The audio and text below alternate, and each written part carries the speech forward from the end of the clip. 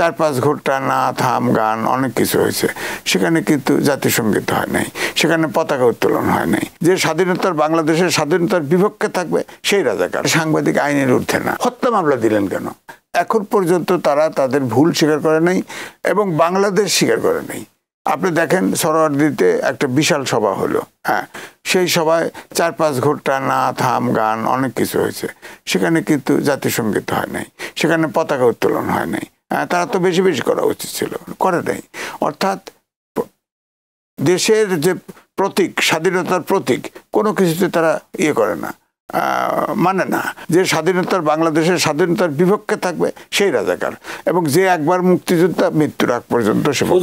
5ই আগস্টের পরিবর্তনের পরে যে মবগুলো তৈরি হলো, প্রেস ক্লাবে গিয়ে আপনার সমন্বয়কারীকে তালিকা দিছে।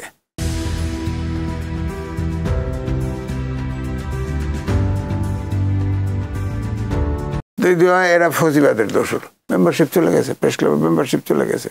তারপরে ধরেন পৃথিবীর ইতিহাসে সব সাংবাদিকের একবারে অ্যাক্রিডিটেশন কার্ড বাতিল হয় না, কিন্তু হয়েছে, ইতিহাসে নাই, হয় নাই।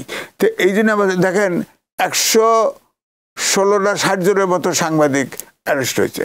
আমার কথা, সাংবাদিক আইনের ঊর্ধ্বে না, তারা তো অপকর্ম করতে পারে, এদের ভিতরে অনেক টাকা পয়সা বৃত্ত বৈভবের মালিক আছে, তাদের বিচার করে। হত্যা মামলা দিলেন কেন? বলেন কোন সাংবাদিক হত্যা করছে? আপনি তার মামলার হিয়ারিং হয় না, কিছু হয় না, তাদের আটকায় রাখছেন। তো এইটা হলো এখন বর্ডার্স উইথ রিপোর্টার প্রত্যেক বছর সূচক দেয়। এই 3টি কারণে আপনি দেখবেন সূচক নেমে আসবে।